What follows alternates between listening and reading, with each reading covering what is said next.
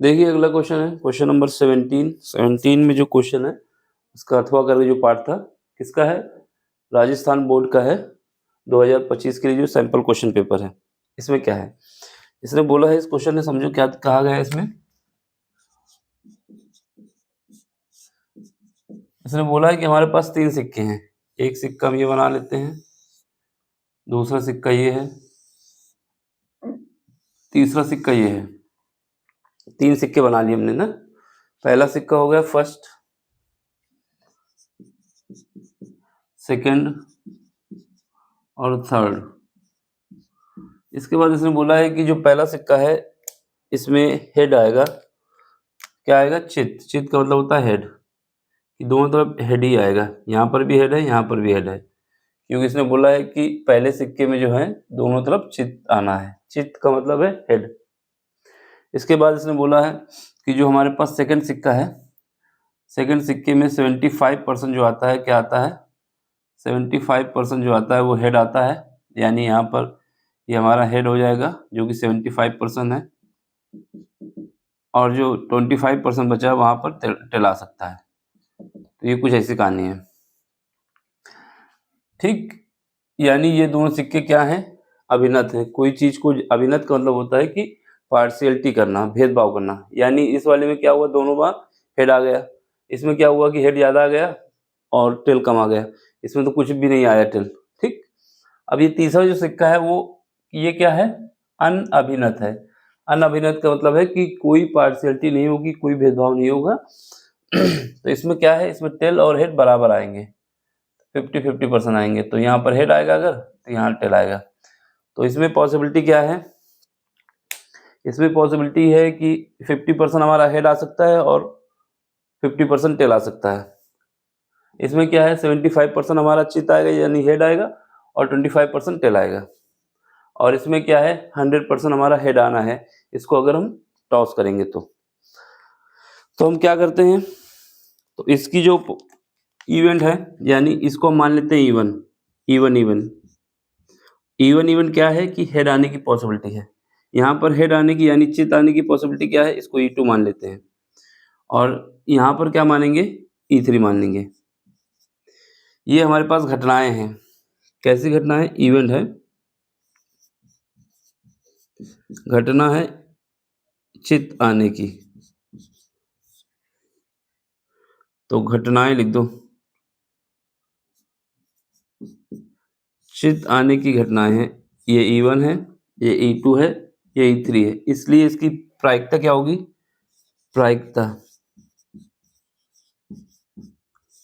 प्रायिकता इसका हो जाएगा PE1 कितना हो जाएगा, PE1 कितना हो जाएगा मेरे पास, PE1 कितना हो जाएगा, क्योंकि अगर पहली बार जब हम टॉस करेंगे तो 3 में से कोई एक सिक्का लेंगे, इसको ले सकते हैं, ये ले या ये टोटल कितने, 3 है। इसको चुना जाना है अगर, इसकी पॉसिबिलिटी कितना होगा, 1/3। 1/3 कैसे आया, समझ गए, 1/3 कैसे आया, यानी हमारे पास एक सिक्का ये है, एक ये है, एक ये है। कोई भी टॉस किया जाए तो अगर ये आने की संभावना है कि दोनों में क्या आ जाए, हेड आ जाए, चित आ जाए, तो टोटल कितने, 1 2 3, और हमारे पास आना क्या चाहिए, ये वाला, तो 1/3 हो जाएगा, ठीक। फिर इसके बाद इसकी क्या हो जाएगी, E2, 3 सिक्के इसमें भी हैं, इसको चुना जाना है, तो कितना हो जाएगा, 1/3। फिर इसके बाद PE3, वही केस, एक सिक्का चुना जाना है ये वाला, और टोटल कितने, 3 है। ये समझ में आया। अगर हमें तीनों सिक्के चुनने हैं, 3 सिक्के हमें वो करना है, एट रैंडम टॉस करना है, तो ये वाला अगर सिक्का हमें चॉइस करना होगा पहले, तो इसको चुनने की क्या पॉसिबिलिटी है कि टोटल कितने सिक्के हैं, 3। अब हमसे बोला जा रहा है कि आपको टॉस करना है, हो सकता है कि हम पहले ये वाला सिक्का उठा लें, लेकिन 3 में से कोई एक उठाना है ना, तो इसको उठाएंगे। टोटल कितने, 1 2 3, तो इसकी कितना हो गया, 1/3 हो गया। अब हो सकता है इसको उठा लें, तो टोटल कितने, 3 है, और इसको एक उठाएंगे। वही कि सेम इसमें हो सकता है इसको हम उठा लें, तो वो कितना आएगा, 1/3, क्योंकि हमारे पास प्रायिकता क्या होती है, कितना हमारे पास अनुकूल है और कितना टोटल है। तो टोटल तो 3 सिक्के हैं ना, तीन में से कोई एक हमें लेना है। ये हमारे पास क्या है, जब हमें कोई एक सिक्का उठा के टॉस करना है, तो इसके लिए 1/3, इसके लिए भी 1/3 और इसके लिए भी 1/3। इसका मतलब तीनों के लिए सेम है, तीनों में से कोई एक हम ले सकते हैं और इनकी जो प्रोबेबिलिटी आएगी 1/3 आएगी। आप सुनो, हमारे पास क्या है कि पहला सिक्का जो हम ले रहे हैं, इसमें क्योंकि इसने बोला है कि दोनों में चित आना चाहिए, तो पहले सिक्के में क्या है, ठीक, पहले सिक्के में हमें चित आना चाहिए। इसके लिए प्रोबेबिलिटी पूछ रहा है हमसे क्या होगी, तो मान लेते हैं इसको क्या है, PE डिवाइड बाई E1,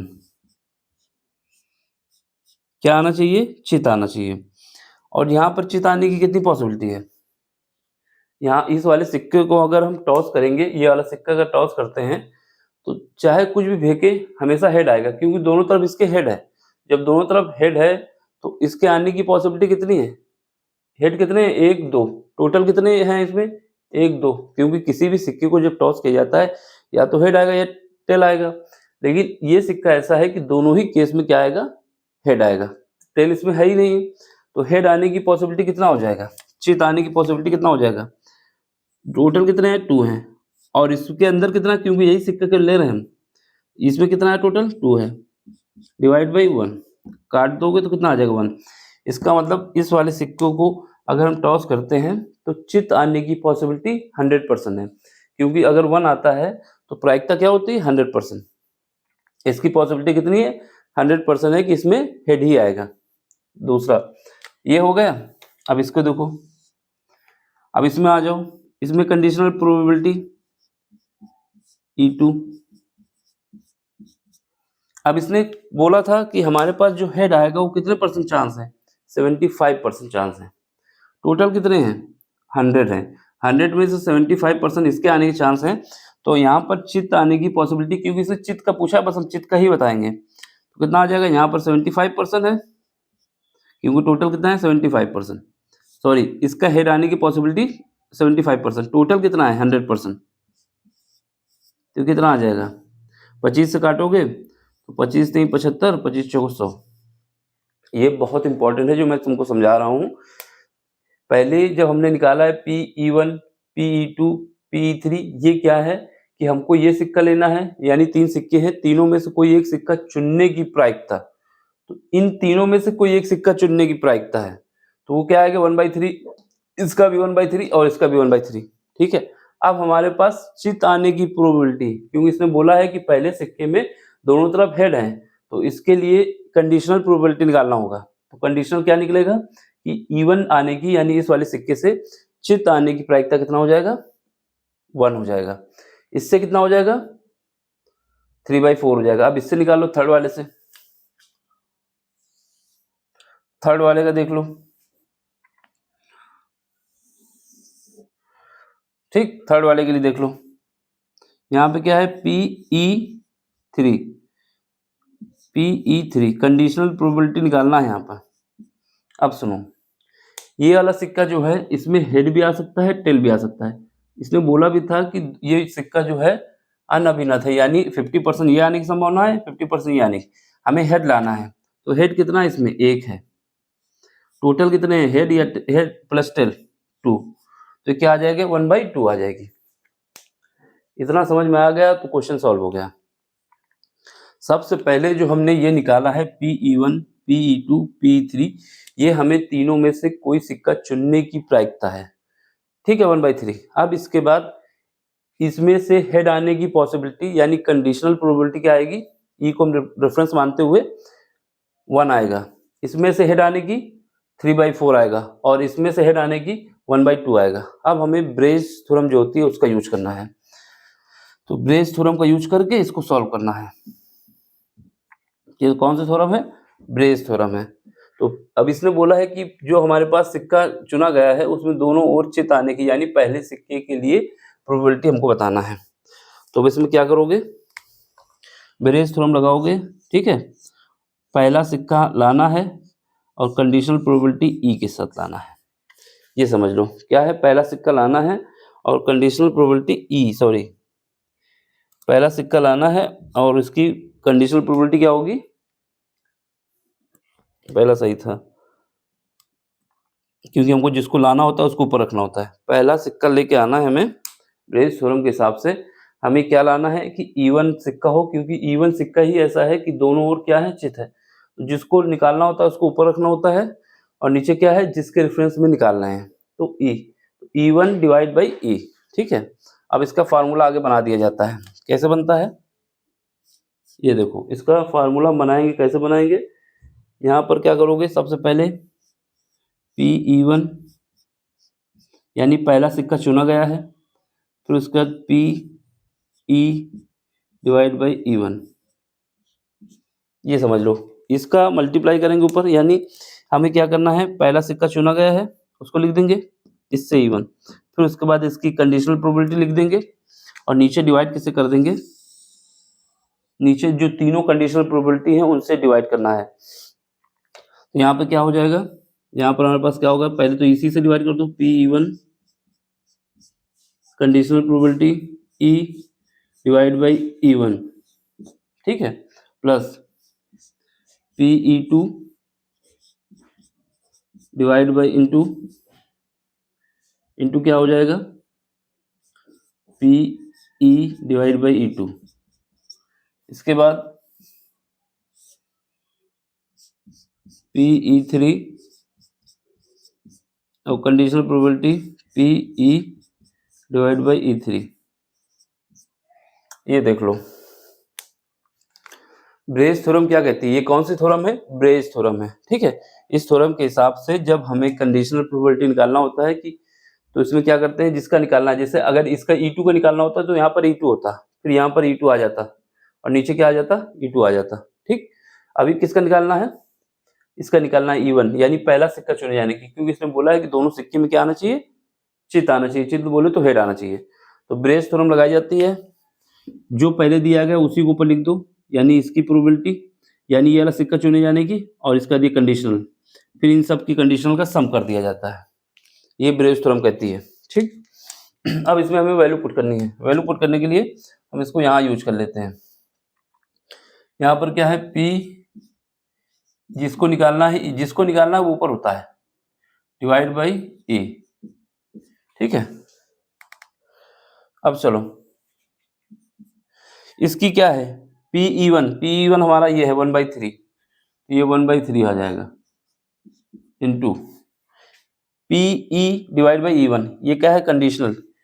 तो ये कितना निकाला था हमने, अभी हमने इसका निकाला था, यहाँ पे निकाला था, ये 1 निकला था, कितना निकला था, 1 आया था। अब डिवाइड पे आ जाओ।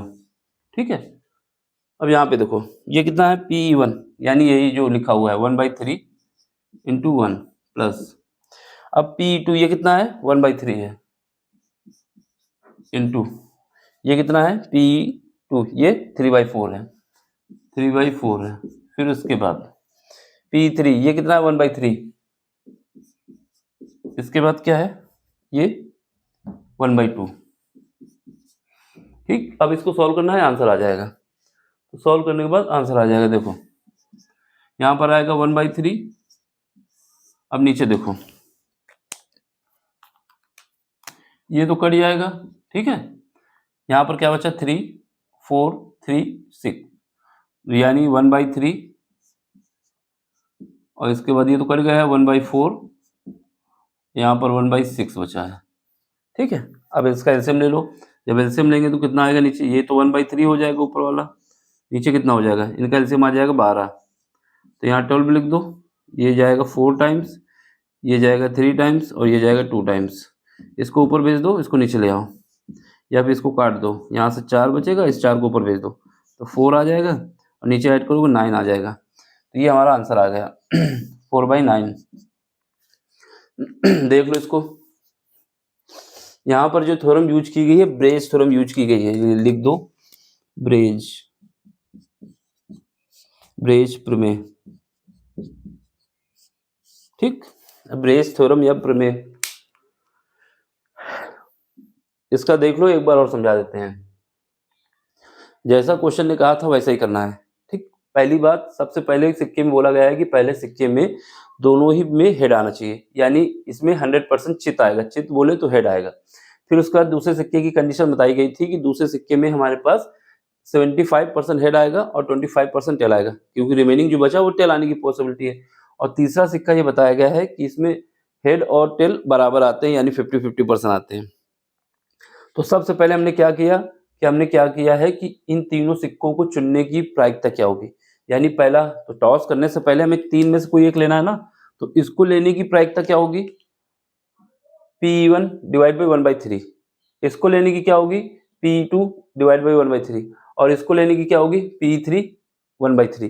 ठीक, क्यों? क्योंकि देखो हमारे पास तीन सिक्के हैं, सबसे पहले हमें टॉस करना है। हो सकता है हम ये वाला सिक्का उठा लें, टोटल कितने हैं, तीन हैं, इसको उठा लिया एक, यानी इसको उठाने की पॉसिबिलिटी कितनी है, इस पूरे सिक्के को उठाने की पॉसिबिलिटी एक है, तो ये एक, ये अनुकूल हो गया। टोटल कितने सिक्के हैं, तीन है, तो इसलिए 1/3 सबका, तीनों का सेम आएगा।